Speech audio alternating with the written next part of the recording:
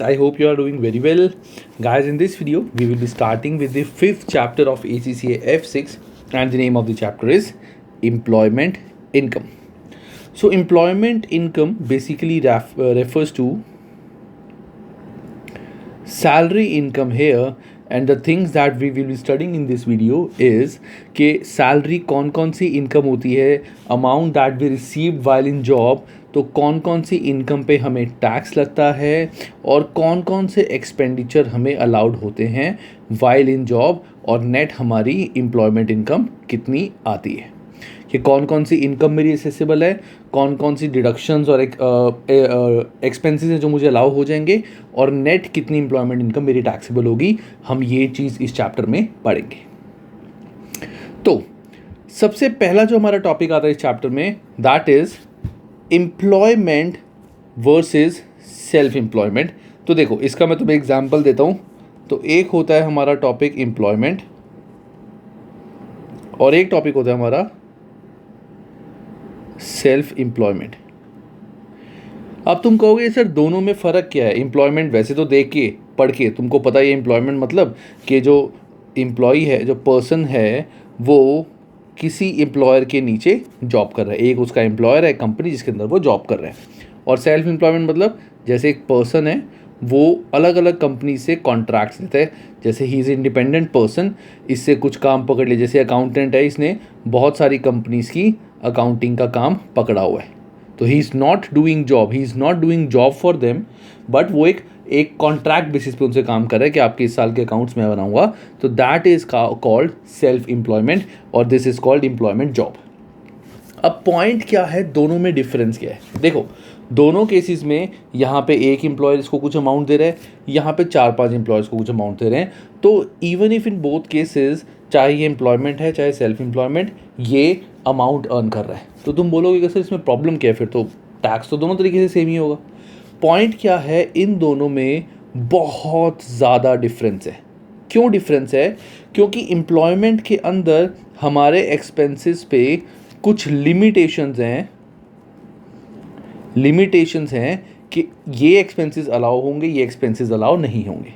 लेकिन जो self employment है, उसमें जो एक्सपेंसेस हैं, उसमें अलग टाइप के एक्सपेंसेस अलाउ होते हैं। जैसे फॉर एग्जांपल, अब ये एक पर्सन है, ठीक है, इसने लेट से पर मंथ, छोटा सा एग्जांपल है, ये पर मंथ अपना मोबाइल बिल, जो टेलीफोन बिल उसका है, उसको दिखाता है कि मेरा पूरा एक्सपेंस है। क्यों? क्योंकि इसका रिटेनरशिप का काम है, अलग अलग कंपनी से इसे कॉन्ट्रैक्ट में काम पकड़ा हुआ है। तो ये जो इसको टोटल इसका टेलीफोन बिल आता है वो दिखाता है। लेट्स से इट्स $1000, काफ़ी ज़्यादा है, चलो $500, कि हर महीने का $500 का इसका टेलीफोन बिल का एक्सपेंस होता है। ये सारा का सारा ये पर्सन एक्सपेंस क्लेम करता है और इसको मिल भी जाएगा। क्यों? ये बोलेगा कि मैंने जो टेलीफोन लिया हुआ है, घर की कॉलिंग तो बहुत कम होती है, मेरा तो मेन तो वो ऑफिस का काम है सारा, तो इसीलिए ये टेलीफोन एक्सपेंडिचर इसको अलाउ हो जाएगा। लेकिन ये जो पर्सन है, अगर इसने पर्सनल अपना फ़ोन रखा हुआ है, कंपनी ने नहीं दिया हुआ इसको, इसका पर्सनल एक्सपेंस है टेलीफोन, तो पर्सनल एक्सपेंस ये पूरा क्लेम नहीं कर सकता।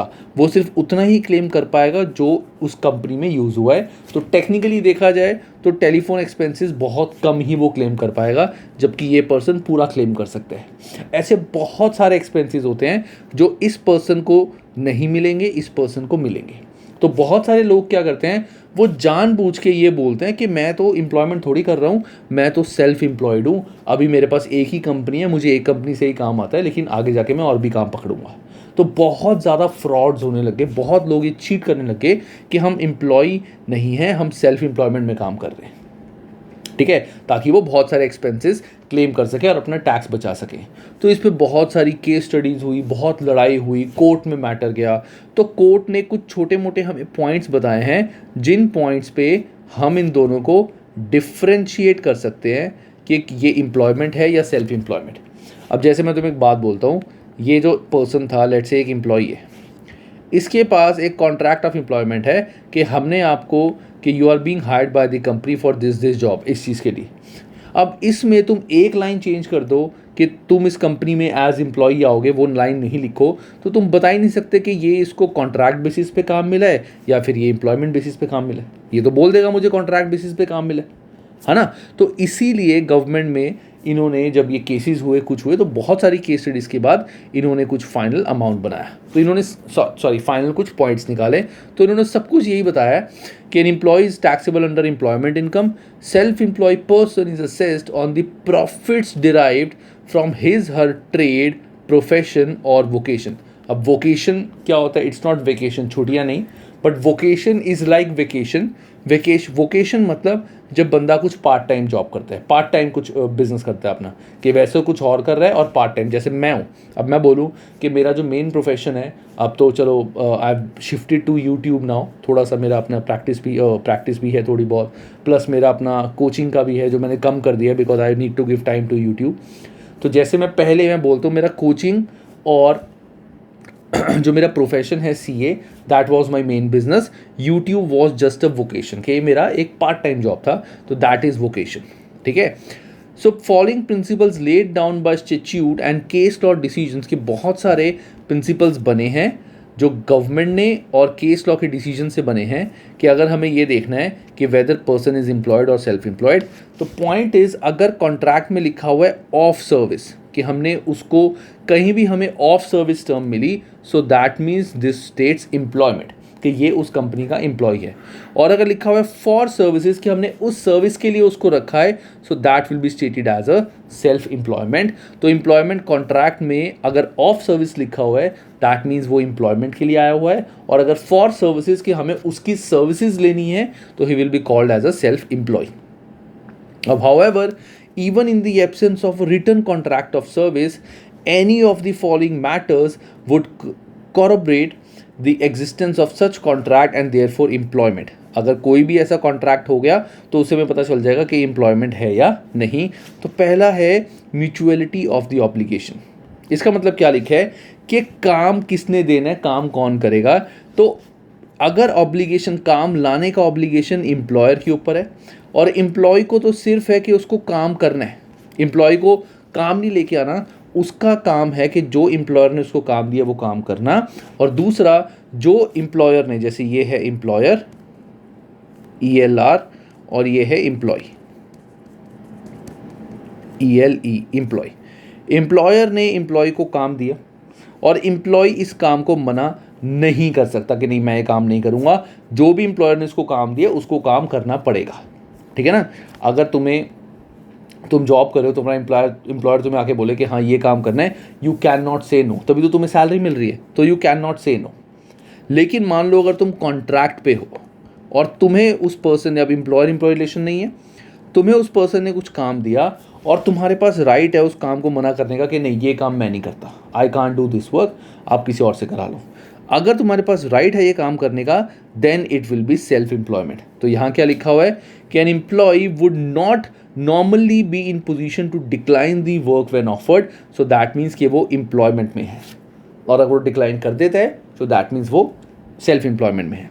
कंट्रोल एम्प्लॉयर के पास है सारा कंट्रोल, ना कि एम्प्लॉय के पास। All the control lies with the employer. Benefits: the individual is entitled to benefit normally provided to employees such as sick pay, holiday pay. लेकिन अगर मैं सेल्फ एम्प्लॉयमेंट पे हूँ, सेल्फ एम्प्लॉयमेंट, तो इसमें ऐसी कोई सिक पे या हॉलीडे पे नहीं मिलती। अगर मैं कॉन्ट्रैक्ट पे काम कर रहा हूँ और मैंने उनको बोला कि सर मैं ना भी छुट्टियों पे जा रहा हूँ, तो मैं आपका छुट्टियों के बाद कॉन्ट्रैक्ट पे काम करूँगा, आप मुझे छुट्टी के टाइम के भी पैसे दे दो, हॉलीडे लीव। वो कहेगा भाई मैं क्यों दूँ तुम्हें हॉलीडे लीव, जब तू मेरा काम कर देगा, काम करके पैसे ले लियो, बात ख़त्म।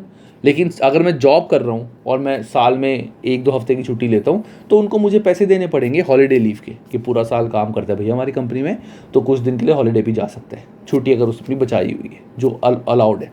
सो दैट इज़ द डिफरेंस।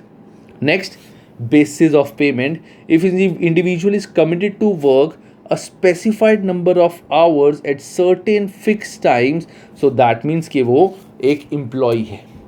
कि जैसे मैं कॉन्ट्रैक्ट पे हूँ, तो जैसे मैं अपना मेरा काम है, I mean to practice, plus मैं अपनी क्लासेस वगैरह लेता हूँ, तो मैं अपनी मर्ज़ी से कभी टाइम चेंज कर लो, कुछ कर लो, छुट्टी मार लो, इट्स अप टू मी। ठीक है। मैं यूट्यूब की वीडियो कभी दिन में बनाता हूँ, कभी रात में, जब मेरे को टाइम मिलता है मैं काम कर लेता हूँ। तो ऐसे ही अगर एक पर्सन सेल्फ एम्प्लॉयड है, he is not restricted to any specific time कोई चीज़ का काम करने के लिए, वो कभी भी काम कर सकता है। लेकिन अगर जॉब कर रहा हूँ, मुझे पता है कि मुझे 9 to 5 या 9 to 6 या 9 to 7 जाना ही पड़ेगा, और उसमें मेरे को 1 घंटे का या 2 घंटे का ब्रेक मिलेगा, बाकी टाइम मुझे काम करना ही है। So that is basis of payment, उसके बेस पे मुझे आवरली पेमेंट मिलती है। Length of engagement, the engagement is for a longer period of time. Contract जो होता है हमारा, जो सेल्फ एम्प्लॉयमेंट के केस में, वो उसमें लेंथ होती है टिल जब तक वो कॉन्ट्रैक्ट कंप्लीट होगा, कि आपको हमने कॉन्ट्रैक्ट दिया है 1 साल की अकाउंटिंग करने का, बस उसमें टाइम पीरियड नहीं लिखा होता। लेकिन जॉब के केस में क्या होता है कि आपको बोला गया आप कंपनी के परमानेंट एम्प्लॉय हो, तो वहाँ से यू कैन आइडेंटिफाई कि वो पर्सन कितने दिन तक काम करेगा। अब जैसे मुझे बोला गया है कि मुझे अकाउंटिंग करनी है, और नॉर्मली इस अकाउंटिंग में 40 डेज़ लगते हैं। अब 40 डेज़ हो गई, उस कंपनी की अकाउंटिंग होगी, वो अकाउंट्स ले जाएगा, मुझे पैसे दे देगा, बात खत्म। तो that is for a shorter duration. लेकिन अगर मैं जॉब कर रहा हूँ, that is always deem to be for longer duration. Equipments, ये इंपॉर्टेंट बात है। अगर मैं जॉब में हूँ तो मैं अपना कोई भी इक्विपमेंट यूज़ नहीं करूँगा। मैं अपना घर से लैपटॉप नहीं लेके आऊँगा, मैं अपना घर से और कोई डिवाइस वगैरह लेके नहीं आऊँगा, कंपनी ही मुझे सब कुछ प्रोवाइड करेगी। The employ does not provide his own equipment. मैं ऐसा नहीं है कि कंपनी में लैपटॉप नहीं है, चलो मैं अपने घर का लैपटॉप ला के कंपनी में लगा देता हूँ। वैसे लगा दूँ अलग बात है, बट टेक्निकली कोई भी कंपनी ये नहीं अलाउ करती, कंपनी अपना ही लैपटॉप देगी एम्प्लॉय को। ठीक है, कंपनी सिर्फ एम्प्लॉय को बोलेगी तुम्हारे हमारे पास आना है। सोचो ऐसी कौन सी कंपनी होगी जो एम्प्लॉय को बोलोगी कि तुम्हें हमारी कंपनी में आना है काम करने, अपना लैपटॉप लेके आना, और वो लैपटॉप आगे से कंपनी का हो जाएगा। वो बोलेगा भाई तुम मेरे को लेट्स से इंडियन करेंसी 50,000 रुपये दे रहे हो, मेरा 1 लाख का लैपटॉप रख लिया कंपनी में, तो मेरा तो नुकसान हो गया, क्या फ़ायदा उस चीज़ का, है ना। तो ऐसा नहीं होता। Personal service, individual is obliged to work personally and exclusively for the employer and cannot hire his own helpers। अगर मैं जॉब कर रहा हूँ तो कंपनी अगर मेरे अंडर एम्प्लॉयज़ रखेगी तो अलग बात है, but I can not employ others person under me. मैं नहीं बोल सकता कि अगर मैं नौकरी कर रहा हूँ, मुझे मेरे एम्प्लॉयर ने काम दिया है कि हाँ भाई ये काम करना है, मैंने बोला कोई चक्कर नहीं आपको काम हो जाएगा, मैंने 3 बंदों को बोला कि काम करके दे दो, उन्होंने करके दे दिया। That's not employment. एम्प्लॉयमेंट मतलब मुझे पैसे मिल रहे हैं काम करने के, तो मुझे वो काम करना पड़ेगा। लेकिन अगर मैं सेल्फ एम्प्लॉयमेंट में हूँ, अपने बिजनेस में हूँ, तो मैं किसी से भी काम कर रहा हूँ, क्या फ़र्क पड़ता है ना। नेक्स्ट आता है part and parcel of organisation. The work perform by the individual is an integral part of the business of the employer and not merely an accessory to it। अब एम्प्लॉय जब कंपनी का कोई काम करता है, that is integral part of the business. लेकिन जो self employment होते हैं, सेल्फ एम्प्लॉयमेंट वो जो काम करते हैं वो कंपनी का मेजर पार्ट नहीं होता, क्योंकि ये चीज़ हमने F1 में पढ़ी हुई है कि कंपनी हमेशा वो ही काम आउटसोर्स करती है किसी कॉन्ट्रैक्टर को जो काम कंपनी का सबसे लीस्ट है, जो सबसे मेजर काम कंपनी का है। अगर कंपनी ने वही चीज़ आउटसोर्स कर दी बाहर वाले को बनाने के लिए, तो बाहर वाला सब कुछ सीख जाएगा, वो तो खुद ही अपना काम शुरू कर देगा। ठीक है ना। अब जैसे मान लो I am a chartered accountant, एक कंपनी को, जैसे I am a chartered accountant, मुझे इनकम टैक्स अपील्स वगैरह बनानी है। ठीक है, इनकम टैक्स अपील्स वगैरह बनवानी है, जो बहुत अच्छा मैटर होता है। बेसिकली कोई भी केस जो होता है, अपील जो हमने लिखा हुआ है उसके बेस पे जीता जाता है। तो जितना अच्छा मैटर हमारा होगा उतनी जल्दी हम केस जीतेंगे। ठीक है। सो पॉइंट इज़, अगर वो मैटर मैं अपनी कंपनी के एम्प्लॉय को, मेरी कंपनी में जो एम्प्लॉय है मैं उसको दूंगा मैटर, क्योंकि मुझे पता है वो कंपनी का एम्प्लॉय है, वो अगर सीख भी लेगा तो मेरे को ही फ़ायदा ना, आगे जाके मेरा ही काम करेगा वो, तो मैं उसको सिखाऊंगा, उससे काम कराऊंगा। लेकिन मैं वो मैटर के बारे में सारी डिटेल किसी थर्ड पार्टी को नहीं दूंगा। ये पहली बात तो उसको सारे क्लाइंट्स के बारे में पता चल जाएगा कि भाई एक काम करो, ड्राफ्टिंग वगैरह सारी तुम कर दो, जिस दिन ड्राफ्टिंग हो जाए मुझसे पैसे ले लेना। वो देखेगा किसकी ड्राफ्टिंग करनी है, क्लाइंट कौन है, वो क्लाइंट को फ़ोन करेगा कि भैया आप उससे क्यों काम करा लो, मेरे से काम करा लो, क्योंकि वो तो सेल्फ एम्प्लॉयमेंट है, वो कुछ भी कर सकता है। So that's why part and parcel of the organisation में जो भी काम एम्प्लॉय करता है वो कंपनी का इंटेग्रल पार्ट होता है। फाइनेंशियल रिस्क, सारा का सारा जो रिस्क होता है that is on the employer. Employ के ऊपर कोई रिस्क नहीं होता। कंपनी में उसको तो सैलरी मिलती है, जो भी कंपनी में काम हुआ नहीं हुआ, कंपनी को प्रॉफिट्स हुए नहीं हुए, वो सारा एम्प्लॉयर के ऊपर होता है। तो the economic reality of self employment is missing, namely the financial risk arising from not being part and agreed regular amount. So मतलब इन्होंने उल्टा तरीका लिखा है। फाइनेंशियल रिस्क मीन्स कि जॉब के केस में जो रिस्क होता है that is on the employer. सारा एम्प्लॉय के ऊपर कोई रिस्क नहीं होता, उसको तो सैलरी मिलती है मंथली। लेकिन सेल्फ एम्प्लॉयमेंट के केस में जो रिस्क होता है वो रिस्क होता है सेल्फ एम्प्लॉय के ऊपर। क्यों? अब तुम बोलोगे सर सेल्फ एम्प्लॉय को भी तो कंपनी कॉन्ट्रैक्ट दे रही ना, चाहे कंपनी चले ना चले। भाई अगर कंपनी के पास पैसे नहीं हैं तो कंपनी सेल्फ एम्प्लॉयमेंट उससे कराएगी क्यों काम? वो खुद ही ना कर लेगी अपने एम्प्लॉय से, वो क्यों बाहर वाले को पैसे देगी? तो इसको बेचारे को फाइनेंशियल रिस्क हो जाएगा, इसको और दूसरा काम पकड़ना पड़ेगा कि वो कंपनी तो दोबारा आ नहीं रही। So that is financial risk. Last is sound management. An employ can not profit from sound management. तो साउंड मैनेजमेंट का मतलब क्या होता है? अगर तुम्हारी कंपनी में मैनेजमेंट अच्छी है, बहुत अच्छे से काम कर रही है, सब ओके अच्छा काम कर रहा है, तो प्रॉफिट जो होगा वो ओनर को होगा, एम्प्लॉय को नहीं होगा। कंपनी में एम्प्लॉय को तो सैलरी मिल रही है मंथली, उसको क्यों बेनिफिट मिलेगा कि भैया मैनेजमेंट अच्छी है। लेकिन अगर मैं सेल्फ एम्प्लॉय हूँ और मेरे अंडर 5-6 लोग हैं और सब अच्छे से काम कर रहे हैं, तो ऑफकोर्स मेरे प्रॉफिट्स बढ़ेंगे, मुझे रिजल्ट दिखेगा। So that is sound management. तो इन सारे बेसिस पे हम देख सकते हैं कि वो एम्प्लॉयमेंट है या सेल्फ एम्प्लॉयमेंट। ठीक है, नेक्स्ट आता है हमारा बस इसको एक बार पढ़ लेना, इसमें कुछ खास नहीं है। मेन जो हमने पढ़ा था दैट वाज दी पार्ट जो आई एक्सप्लेन। नेक्स्ट आता है हमारा, जैसा कि मैंने चैप्टर बताया था एम्प्लॉयमेंट इनकम। तो एम्प्लॉयमेंट इनकम का फॉर्मेट क्या है? How do we calculate income from employment? तो ये फॉर्मेट तुम्हें लर्न करना पड़ेगा, ये क्वेश्चन में एग्जाम में नहीं गिवन होगा चार्ट्स में। सबसे पहले हम लिखेंगे अपनी सारी इनकम जो हमें एम्प्लॉयमेंट से मिल सकती है। कौन कौन सी? सैलरी, अभी हम सेक्शन 3 में पढ़ेंगे सैलरी में क्या क्या आता है। बोनस या कमीशन। अब बोनस जैसे पूरा साल मैंने काम किया, अच्छा काम किया, मुझे कुछ बोनस मिला। कमीशन क्या होता है? कई बार किसी एम्प्लॉय को कमीशन भी साथ में दिया जाता है कि नॉर्मली तेरे को हम इतनी सैलरी देंगे, लेकिन अगर तूने अपने टारगेट्स ओवर अचीव कर लिए तो जो एक्सेस तूने अचीव किए, जैसे ये उसके टारगेट से अगर उसने थोड़े से और अचीव कर लिए, तो जो ओवर एंड अबव उसने अचीव किए हैं इसके ऊपर हम उसको कुछ परसेंट प्रॉफिट भी देंगे, कमीशन भी देंगे, दैट इज कॉल्ड कमीशन। तो वो भी ऐड हो जाएगा। कोई भी बेनिफिट हमें मिले हैं अंडर सेक्शन 6, 8, 10, 13, वो भी हमारे ऐड हो जाएंगे। रीइंबर्स्ड एक्सपेंसेस, कोई भी एक्सपेंसेस जो रीइंबर्स हुए हैं हमें, वो भी यहाँ पे ऐड हो जाएंगे सेक्शन 4 में। और कैश वाउचर्स, कोई भी कैश वाउचर्स हमने करे हैं वो हमें यहाँ पे ऐड करने पड़ेंगे। अब रीइंबर्स एक्सपेंसेस क्या होंगे? तुम सोचोगे कि सर रीइंबर्स एक्सपेंसेस का तो मतलब हमें ये समझ आ रहा है कि हमने खर्चा किया था उसके अगेंस्ट कंपनी ने हमें रीइंबर्स करा है, तो ये हमने पैसे कमाए थोड़ी है, तुमने पहले खर्चा किया था। तो पॉइंट इज रीइंबर्स एक्सपेंसेस हम यहाँ पे इनकम में दिखाएंगे और जो भी हमने खर्चा किया है वो हम यहाँ दिखा देंगे। Expenses incurred wholly, exclusively and necessarily, कि हमने जो भी खर्चा किया है वो यहाँ दिखाएंगे और जो हमें इनकम आई है वो यहाँ दिखाएंगे। हम छुपा नहीं सकते, we can not hide things. हम क्लियरली बताएंगे कि इतना हमने खर्चा किया था, इतने पैसे मिले।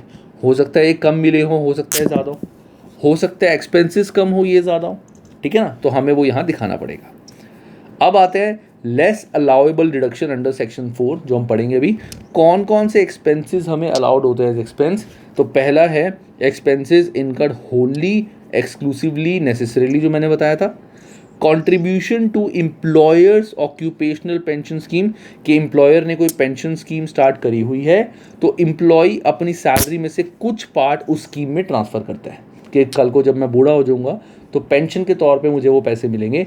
तो गवर्नमेंट उनको एक बेनिफिट देती है कि अगर कोई भी एम्प्लॉय लेट से वो महीने के $1000 अर्न करता है और वो इसमें से लेट से $50 हर साल इस पेंशन स्कीम में पैसे डालते हैं, तो गवर्नमेंट बोलती है हम ये 50 आपको अलाउ कर देंगे और आपका 950 पे टैक्स लगाएंगे। अब तुम बोलोगे कि सर ये पैसा तो कम एम्प्लॉय के पास ही है, आज नहीं तो कल उसको मिलेगा ही। तो गवर्नमेंट बोलते हैं कि यार बेचारा अपनी बुढ़ापे की लाठी तैयार कर रहा है, तो क्यों हम उस पर भी टैक्स लगाएं, ठीक है ना। तो उसको छोड़ देते हैं, बख्श देते हैं। तो इसीलिए contribution to employers occupational pension scheme, इसमें कोई टैक्स नहीं है। सब्सक्रिप्शन टू प्रोफेशनल बॉडीज़, ये हम पढ़ेंगे आगे। Charitable donation, payroll deduction scheme, कि पेरोल वालों ने, कंपनी वालों ने बोला हुआ है कि अगर तुम इन जगह पे कोई भी डोनेशन करते हो तो हम तुम्हारे को उसका बेनिफिट देंगे। तो अगर तुम कोई भी डोनेशन इन जगहों पे करते हो, जैसे for example, just an example, कि कंपनी ने एक स्कूल खोला है जिस स्कूल में एम्प्लॉयज़ के बच्चे पढ़ते हैं, तो कंपनी वालों ने बोला कि कोई भी person, this is just an example guys, कोई भी पर्सन अगर उस स्कूल के लिए कुछ पैसे डोनेट करता है तो वो एक्सपेंस यहाँ पे अलाउड हो जाएगा पेरोल डिडक्शन स्कीम के तहत। अगर पेरोल डिडक्शन स्कीम के अंडर कोई भी एम्प्लॉई चैरिटेबल एक्सपेंस करता है चैरिटी के लिए तो वो उसको एक्सपेंडिचर अलाउड होगा। This is difference from the charity जो हमने पहले पढ़ा था, वो अलग है, ये अलग है, ठीक है। वो है कि वो अपनी ऑफिस पेंशन से नहीं, ऑफिस पेरोल से नहीं, वो अपना वैसे कहीं और चैरिटी में पैसे देता है। तो हमने चैरिटी में पढ़ा था ना कि वो उससे हमारा स्लैब बढ़ जाता है, वो और इसमें फ़र्क है। ये है पेरोल डिडक्शन स्कीम के अंडर कंपनी की तरफ से कोई चैरिटी अगर वो करता है। ट्रैवल एंड सब्सिस्टेंस एक्सपेंसेस कि वो कंपनी के बिहाफ पे उसने कोई ट्रैवल किया है या कुछ किया है, वो एक्सपेंसेस उसको अलाउ हो जाएंगे। Use of own car mileage allowance, ये जो हमने पिछले चैप्टर में भी पढ़ी थी mileage allowance. Use of own car mileage allowance, अगर वो अपनी कार कंपनी के पर्पज़ के लिए यूज़ कर रहा है, जैसे कंपनी ने उसको बोला, जैसे मैं चंडीगढ़ में हूँ तो मुझे कंपनी ने बोला अगर मैं जॉब कर रहा हूँ कि आपको दिल्ली जाना है, नोएडा जाना है, गुड़गांव जाना है, ठीक है, 3 दिन आपको ट्रैवलिंग करनी है अलग अलग जगहों पे। तो जितने किलोमीटर्स मैं चला हूँ अपने घर से, जैसे मैंने गूगल पे देख लिया कितना डिस्टेंस है और अपनी गाड़ी की एक एवरेज निकाली जो स्टैंडर्ड होती है, उसके अकॉर्डिंग मुझे वो खर्चा मिलेगा जो कंपनी में बोला गया है। तो हालांकि ACCA वालों ने तो सिंपल बोला हुआ है कि इतने किलोमीटर के अकॉर्डिंग इतने पैसे मिलेंगे। जैसे फर्स्ट 10,000 किलोमीटर्स माइल्स के मिलते हैं 0.45 पाउंड्स, और अगर 10,000 के ऊपर हमने जितने भी किलोमीटर्स चले हैं एक साल में उसके मिलते हैं 0.25 पाउंड्स। तो अगर मैं मान लो गुड़गांव आना जाने में मेरा 6,000 किलोमीटर चले हैं तो 6,000 इंटू 0.45 पाउंड, इतना एक्सपेंस मुझे अलाउड हो जाएगा, इतना कंपनी मुझे पैसे दे देगी।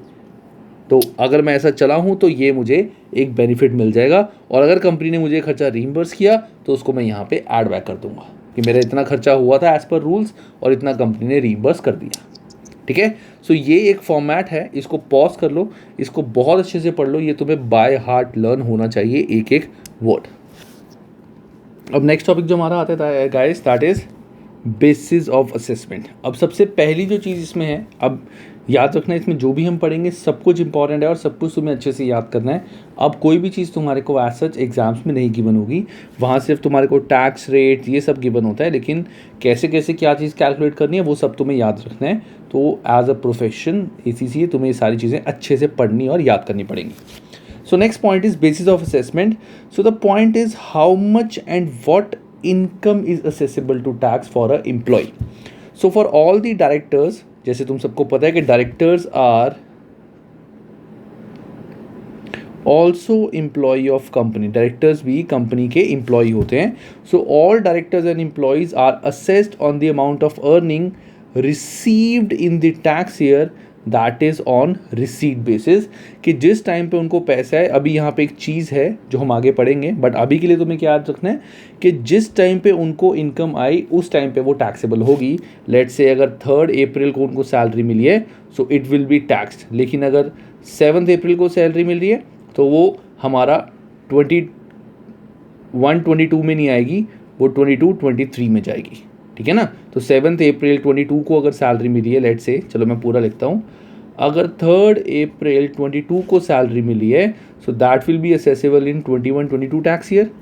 और अगर 7 अप्रैल 22 को सैलरी मिली है दैट विल बी असेसेबल, या मिलनी है 7 अप्रैल को, सो that will B accessible in 22-23 tax year. So the term earnings does not only include cash wages or salaries but also include कोई भी bonus, commission, round sum allowances, benefits made available to the employee by the employer।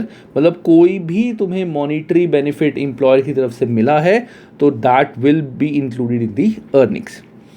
अब आता है date of earning. किस date of earning का मतलब क्या है? अब जैसे मैं तुम्हें एक बात बताता हूँ, लेट्स से इसी सिनारियो में जो मैंने तुम्हें बताया था, लेट्स से मैं कंपनी छोड़ रहा हूँ, एग्जाम्पल देता हूँ, देखो एक एम्प्लॉई है या ये डायरेक्टर है, लेट्स से, ठीक है, ही इज़ अ डायरेक्टर, ये कंपनी छोड़ने वाला है, इसको डायरेक्टर रेम्यूनरेशन 3 अप्रैल को मिलना है, लेट्स से इसको एक बड़ा अमाउंट मिलना है, लेट्स से 45,000 पाउंड्स, इसको 45,000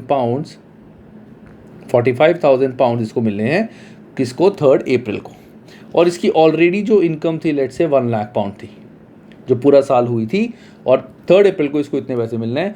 इसने सोचा कि अगर मैं ये इनकम अपनी इस इनकम के साथ ऐड कर दूंगा तो मेरे को इस पर काफ़ी हाई टैक्स देना पड़ेगा, 40% पे टैक्स पे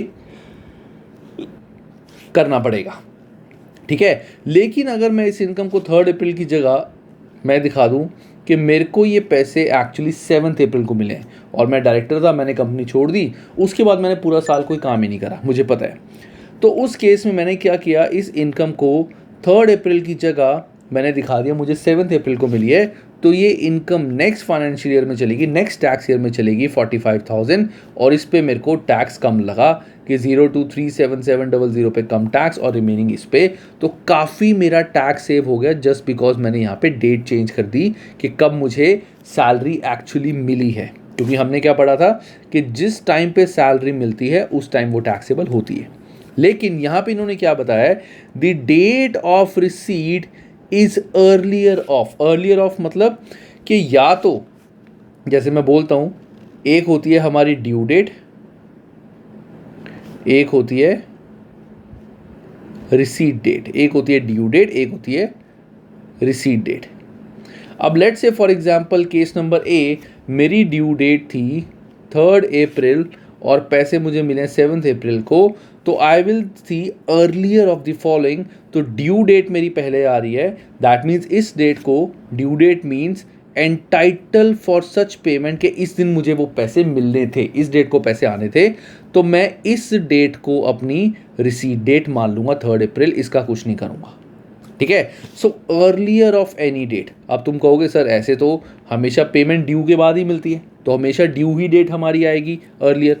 कई बार ऐसा होता है कि ड्यू डेट थी 3 अप्रैल या ड्यू डेट थी लेट्स से 7 अप्रैल, लेकिन मुझे जल्दी पैसे मिल गए, कंपनी ने बोला ठीक है पैसे पहले देते हैं, मुझे जल्दी पैसे मिल गए ये अमाउंट, और मुझे 5 अप्रैल को ये पैसे दे दिए, देने थे 7 अप्रैल को, लेकिन मुझे 2 दिन पहले ही पैसे दे दिए, कोई बात नहीं, ड्यू डेट से पहले मिल गए, क्या प्रॉब्लम है, कंपनी के पास थे पैसे, तो receipt date will be the date of receipt.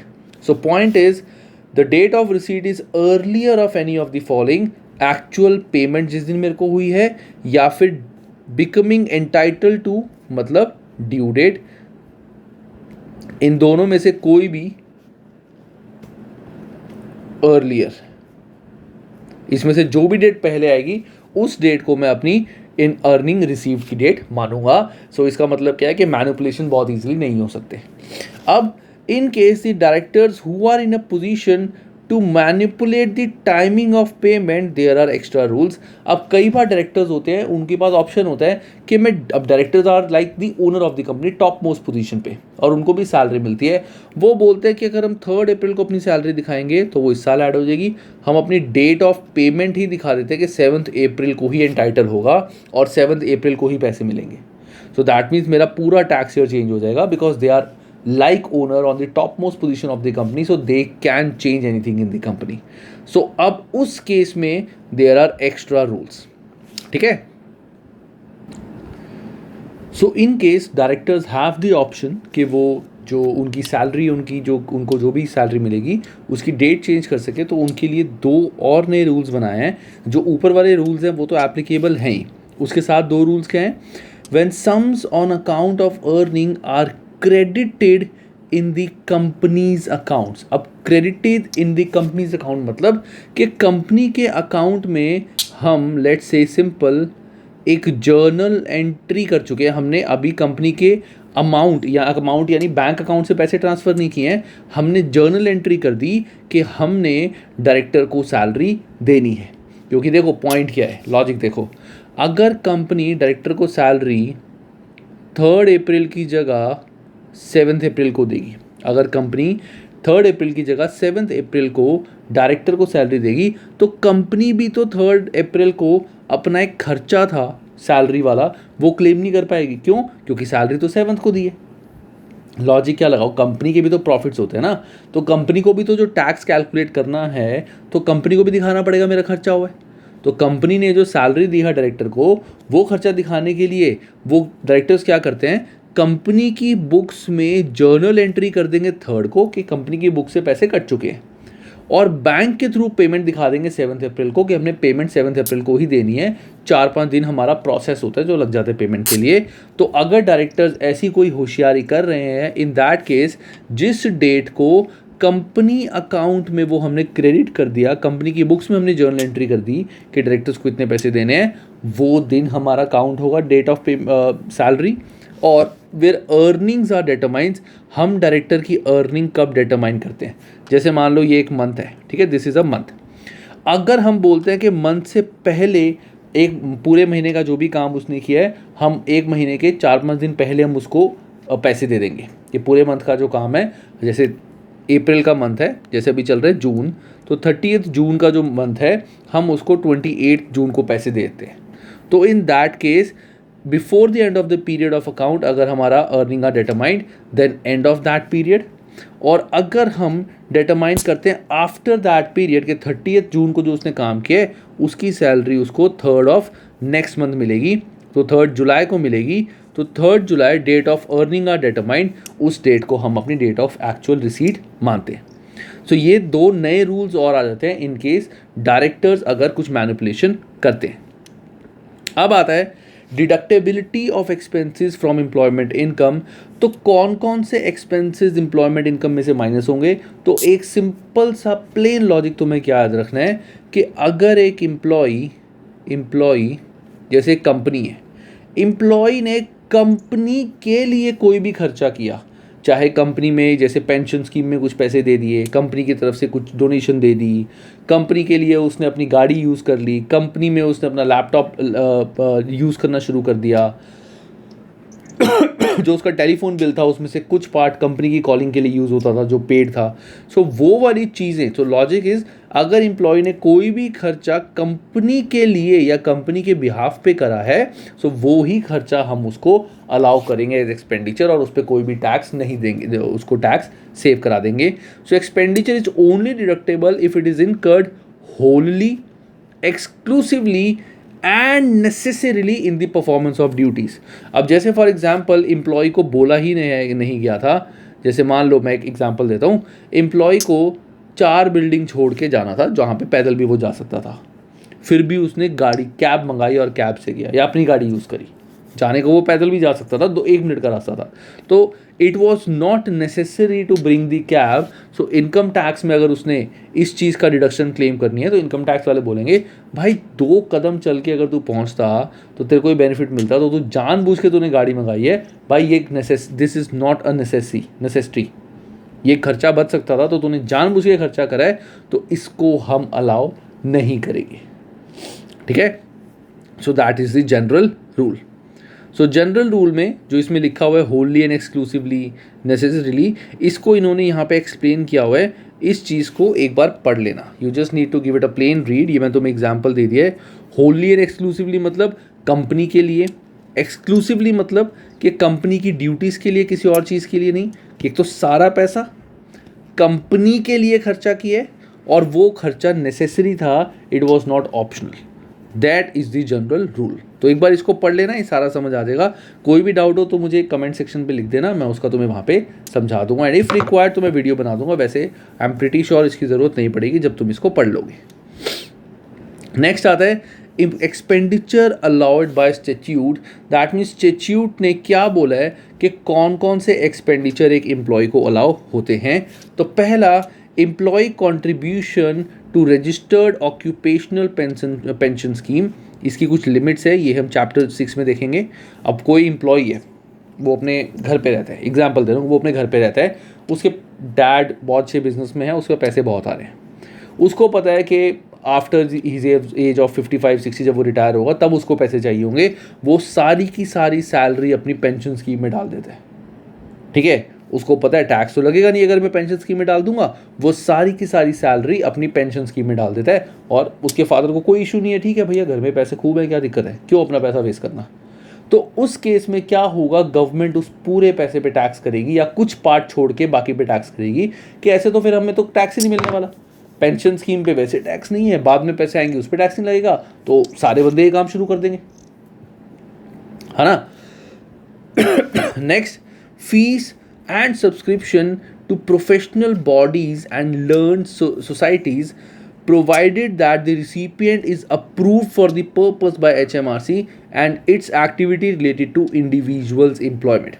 जैसे फॉर एग्जाम्पल जैसे मैं जॉब करता था, जॉब करते हुए मुझे किसी चीज़ की ट्रेनिंग देनी पड़ी। जैसे for example I am chartered accountant, तो मुझे कंपनी में जॉब करने के लिए मुझे बोला गया कि आपको CA की डिग्री लेनी है, तभी आप ये जॉब में रहोगे, वरना नहीं। तो CA की डिग्री लेने के लिए मैंने बहुत सारे खर्चे किए। जो भी खर्चे मैंने प्रोफेशनल बॉडी को दिए हैं या कोई भी लर्न सोसाइटी को दिए हैं ट्रेनिंग वगैरह लेने के लिए, तो वो खर्चे मैं अपने क्लेम कर सकता हूँ। जैसे अकाउंटिंग सॉफ्टवेयर जो एक वर्ल्ड फेमस सॉफ्टवेयर है, दैट इज़ क्विक बुक्स। तो कंपनी ने बोला कि ठीक है, सब कुछ ओके है, लेकिन आपको क्विक बुक्स की ट्रेनिंग बाहर से लेके आनी पड़ेगी। अभी तो जॉब मैं कर रहा हूँ, लेकिन मेरे को इसकी ट्रेनिंग लेनी पड़ेगी, कंपनी प्रोवाइड नहीं करेगी। तो मुझे इस ट्रेनिंग के लिए बाहर कुछ पैसे देने पड़े, तो वो पैसे मैं एक्सपेंडिचर क्लेम कर सकता हूँ। और वो सबसे इंपॉर्टेंट बात इज़ ओनली फॉर एम्प्लॉयमेंट के लिए ज़रूरी था, इसलिए मैंने खर्चा किया। Payment made to charity made under a payroll deduction scheme operated by the employer. जैसे मैंने एग्जांपल दिया था कि एम्प्लॉयर ने कोई जगह खोली हुई है चैरिटी के लिए, या एम्प्लॉयर ने कुछ ऑप्शंस रखे हुए हैं कि अगर तुम चाहो तो यहाँ पे चैरिटी पे पैसे दे सकते हो, और हम वहाँ पे चैरिटी कर रहे हैं, तो वो पूरा खर्चा कंप्लीट एक्सपेंडिचर मैं लिख देता हूँ यहाँ पे। So complete expense is allowed as a deduction. सारा एक्सपेंडिचर मुझे अलाउड है, इसमें कोई वो लिमिट नहीं है कि मेरी जो normal no limit like normal charity जैसी कोई लिमिट नहीं है इसमें। ये कंपनी वाली चैरिटी है, पूरा एक्सपेंडिचर अलाउड होगा। Next, expenditure on travel and other business और employment related expenses is deductible to the extent that is complies with very stringent rules। मतलब अब मुझे कंपनी के बिहाफ पे मुझे कहीं जाना था, ठीक है, और ऑफ कोर्स मैं अभी am not at that level, company के टॉप लेवल पे, मैं सबसे लोअर लेवल पे हूँ कंपनी के। तो मैं चला गया बिजनेस क्लास में, अपनी जेब से मैंने बिजनेस क्लास के पैसे खर्चे। तो इनकम टैक्स वाले बोलेंगे भाई तू इतना तो कमाता नहीं, तूने शौक पे पैसे खर्चे हैं। एक ही फ्लाइट है, चाहे बिजनेस क्लास हो चाहे इकोनॉमिक क्लास, जाना तो उसने भी वहीं था जहाँ तूने भी वहीं था, तो क्या फ़ायदा बिजनेस क्लास लेके। तो हम तुम्हें बिजनेस क्लास नहीं अलाउ करेंगे, तो वो एक्सपेंस मुझे डिसअलाउ हो जाएगा। तो स्ट्रिंजेंट रूल्स मतलब स्ट्रिक्ट रूल्स, तो स्ट्रिंजेंट मतलब वेरी स्ट्रिक्ट। तो सिंपल सा मकसद क्या है देखो, कि नेसेसरी है खर्चा, कंपनी के लिए है खर्चा, Holi exclusively and necessarily for the company. Last, capital allowances are available for plant and machinery necessarily provided by an employees for use in his her duties। जैसे मुझे पहले, अब जैसे मैं अपना एग्जांपल देता हूँ। पहले मैं लेट्स से YouTube में मैं जॉब करता हूँ, काम मेरा YouTube में यही, जैसे मैं वीडियोस बना रहा हूँ यही बनाना है, but I am working on YouTube, किसी का के लिए मैं जॉब कर रहा हूँ। तो मुझे बोला गया कि आपको जिस चीज़ से आप वीडियो बनाते हो ये आपको खुद परचेज़ करना पड़ेगा। तो ये मैंने खुद परचेज़ किया अपने पैसों से वीडियो बनाने के लिए। तो जो मैंने परचेज़ किया वीडियो बनाने के लिए, तो इसके ऊपर depreciation which is like capital expenditure, ये मैं अपना एक्सपेंस क्लेम करूँगा, क्योंकि मुझे इस चीज़ की ज़रूरत नहीं थी। ये मैंने सिर्फ और सिर्फ यूट्यूब की वीडियोज़ बनाने के लिए, अपनी जॉब के लिए लिया है। So capital allowances are available for any plant और machinery necessarily provided by an employee for the use of his or her duties। अब मान लो अगर कोई एम्प्लॉयर, मुझे YouTube ने ये टैब दिया होता, या YouTube ने लैपटॉप दिया होता, या YouTube ने मोबाइल दिया होता, ठीक है, वीडियो बनाने के लिए, तो इन दैट केस अगर वो लैपटॉप मुझे YouTube ने दिया होता, तो क्या मैं उस पर कैपिटल एक्सपेंडिचर क्लेम कर सकता था? नहीं, क्योंकि ये खर्चा ही नहीं मैंने करा। जिस पर्सन ने एक्सपेंस करा है वही डिडक्शन क्लेम कर सकते हैं ना। मैंने तो खर्चा ही नहीं करा, तो how can I claim the deduction? तो सिर्फ अगर खर्चा मैंने करा है, I have purchase that asset, तभी मैं उसका कैपिटल एक्सपेंडिचर क्लेम कर सकता हूं। ये हम पढ़ेंगे चैप्टर नंबर 8 में इन डिटेल, ठीक है। मैं काम करते हैं, आज सिर्फ मैं तुम्हें इतना कराता हूं, reason being it's very late, as you can see it's already 11:32 night, और मैं वीडियो नहीं बना पाया आज, कुछ प्रॉब्लम हो गई थी।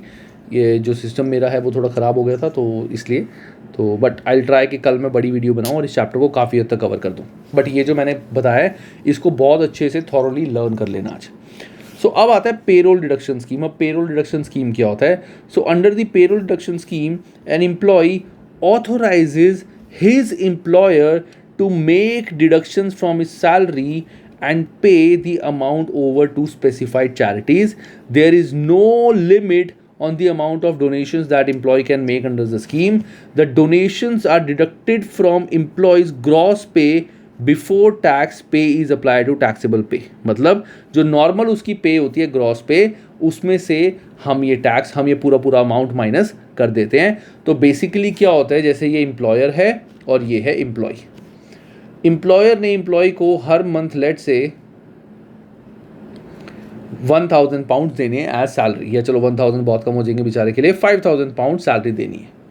तो एम्प्लॉयर ने बोला कि यार मैंने ना गरीबों के लिए एक I have opened a school for below poverty line people, तो वो it's free of cost to them, बहुत मिनिमम चार्जेस हैं, तो वो डोनेशन बेसिस पे चलता है। तो if you want to donate for that cause you can donate, और वो हमारे पेरोल लिस्ट में आता है, मतलब हमें पता है कि वो फ्रॉड नहीं है, हम ही ने बनाया क्योंकि। तो एम्प्लॉय ने बोला ठीक है, मेरी मंथली सैलरी में से आप $100 पाउंड्स डिडक्ट करके बाकी आप डोनेट कर देना। ओ सॉरी, 100 पाउंड्स डिडक्ट करके ये डोनेट कर देना, बाकी डोनेट कर देना, मर जाएगा बंदा, ठीक है, कि इतना अमाउंट डोनेट कर देना। तो 100 पाउंड्स हर महीने एम्प्लॉयर सैलरी देने से पहले इसको काट लेता है। तो दे रहे थे इसको 5000, तो वो हर बार इसको 4900 पाउंड्स देता है और बाकी पैसे वो 100 डिडक्ट कर लेता है। सो वो जो डिडक्शन इसने सैलरी में से करी है वो हम यहाँ शो करेंगे। तो हम क्या करेंगे, हम दिखाएंगे सैलरी उसको 5000 मिलनी थी हर मंथ माइनस 100 पाउंड जो उसका डोनेशन हुआ है। ऐसा नहीं हम करेंगे कि मिले उसको 4900 है उसमें से भी 100 माइनस, नहीं, मिले 5000 थे, मिलने 5000 थे रिसीट, और उसमें से 100 की उसने डोनेशन कर दी। चलो गाइस, आज मैं वीडियो इतनी बनाता हूँ। आई एम रियली सॉरी कि मैं वीडियो बहुत छोटी बना रहा हूँ ये, बट नेक्स्ट वीडियो में I will try to cover a lot of this chapter. But ये जो हमने करा है ये भी थोड़ा सा इंपॉर्टेंट है, तो इसको बहुत ध्यान से अच्छे से थॉरली पढ़ना, और इस सारे पॉइंट्स को मैं अच्छे से लर्न करने हैं अब, ठीक है। ये बहुत इंपॉर्टेंट है पूरी लाइफ टाइम में तुम्हारे लिए। क्यों? क्योंकि जैसे मैंने एग्जाम्पल बताया था एम्प्लॉयमेंट और self employed, you will find lot of people जो अपनी जो सैलरी है उसको बिजनेस में दिखा देते हैं, अपनी सेल्फ एम्प्लॉयमेंट में दिखा के काफ़ी एक्सपेंसेस क्लेम कर लेते हैं, तो अपना काफ़ी टैक्स बचा लेते हैं। वो चीज़ हमें नहीं करनी एज अ प्रोफेशनल, हमें हर चीज़ बहुत ध्यान से देखनी है। तो अच्छे से इन सबको पढ़ लेना। चलो bye guys, take care and have a great time.